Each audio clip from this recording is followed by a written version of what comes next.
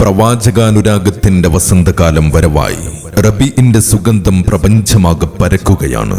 ആശിക്കീങ്ങൾ കാത്തിരുന്നൊരു പ്രണയമാസം. ഇതുപോലെ പ്രണയിക്കപ്പെട്ട മറ്റൊരു നേതാവില്ല. അവശ്യ സൗന്ദര്യം നമ്മൾ മിഴികൾ കൊണ്ട് കാണുകയോ ആ ശബ്ദം നമ്മൾ കാതുകൊണ്ട് കേൾക്കുകയോ ചെയ്തില്ല. എന്നിട്ടും ഹബീബിനെ കേൾക്കാൻ എന്ത് രസമാണ്.